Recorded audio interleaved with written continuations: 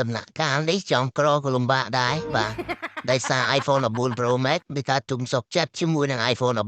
13ដូច្នេះហើយវាក៏បែកខ្លះតាមគ្នាការបែកនេះដែរធ្វើឲ្យម្ចាស់ងឹតបុកឈឹងតែម្ដងហើយការងឹតមកនេះដែរគឺចំណាយលុយអស់100ជាងដុល្លារបាទដើម្បីជួសជុលអេក្រង់ហ្នឹងកាលពីមុនតបែកខ្លះចេះគឺត្រៀម4ស្លាប់ទៅក្នុងការដូរក្រង់តែឥឡូវនេះគេយើងមានដោះស្រាយយើងមានម៉ាស៊ីនដើម្បីជប់អេក្រង់តកអេក្រង់ដើម្បីឲ្យវាចេញ color ធម្មតាហើយជំងឺនេះដែរគឺកំពុងតែកើតឡើងប្រើប្រាស់ជាមួយនឹង iPhone 14 Pro Max ដែរអញ្ចឹងបងប្អូនដែលប្រើ iPhone 14 Pro Max ត្រៀមខ្លួនត្រៀមលុយទុកជាបញ្ចប់ថវិកាមួយក្នុងការជួសជុលអេក្រង់ឲ្យហើយទៅបាទហើយការនិយាយនេះដែរមិនដាក់ធានាទៅលើអេក្រង់ទេណាបាទហើយនេះគឺ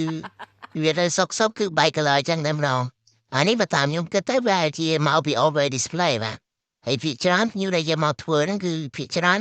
ទូរស័ព្ទហ្នឹងបើកមុខងារ always display ចោលអញ្ចឹងខ្ញុំគិតថាប្រហែលជាក្រង់ហ្នឹងវាក្តៅរហូតវាស្ទិញរហូតមកអញ្ចឹងទៅធ្វើឲ្យលាកកក្រង់បាទធ្វើឲ្យលាកកក្រង់ទើបធ្វើឲ្យក្រង់នេះវាកើតរឿងចឹងកើតឡើងបាទអញ្ចឹងយកមកខ្ញុំនេះគឺមិនបងអង្គយូមិនទុកយូខ្លាចឲ្យបែក color លើហ្នឹងក៏ទីអង្គមយកមកកោះឆាតដើម្បីស៊ីលុយបាទហើយដំណាក់កាលនេះធ្វើឲ្យជាងគ្រប់គ្នាចង់ក្រក៏លំបាកដែរដោយសារតែ iPhone 14 Pro Max ធីមហ្វុកមិនទុកមុខឲ្យបាទ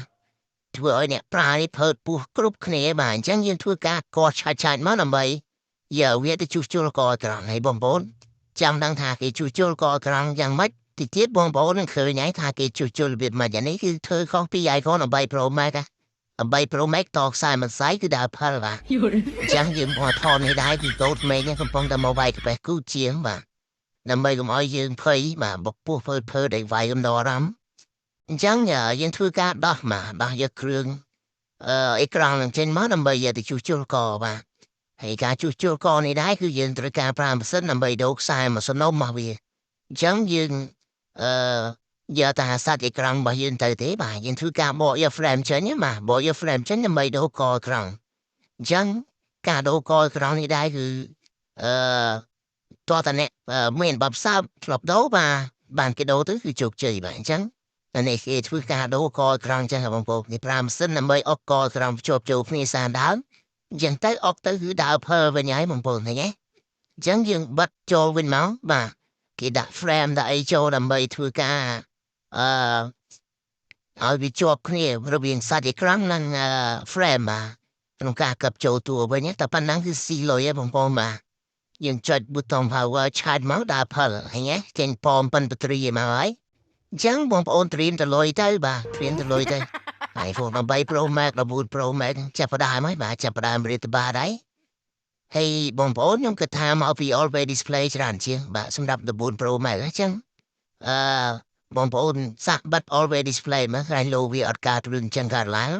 ប៉ុន្តែខ្ញុំមិនអាចអាងថាបាន 100% ណាតែយើងសាក់បិទទៅបាទវាប្រការការពារហើយហ្នឹងយើងជួសជុលរួចហើយបងប្អូនមិនមែនដូរអេក្រង់ទេណាមិនដូរអេក្រង់ទេយើងដូរតកទេនេះគេដូរតកអេក្រង់ខាងនេះទេប៉ុណ្ណឹងទៅគឺអែមស្រែមហើយបាទប៉ុណ្ណឹងគឺយើងចាប់ចូលភ្ញៀវចាប់ចូលភ្ញៀវយើងចាប់ជូនភ្ញៀវបាទចាប់ជូនភ្ញៀវរួចរាល់ហើយហើយឃើញទេប៉ុណ្ណឹងគឺ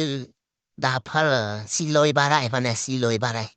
អញ្ចឹងវីដេអូមានតែប៉ុណ្្នឹងទេបងប្អូនអរគុណច្រើនសម្រាប់ការតាមដានទស្សនាហើយកុំភ្លេច like follow page ម្នាក់មួយផងបាទ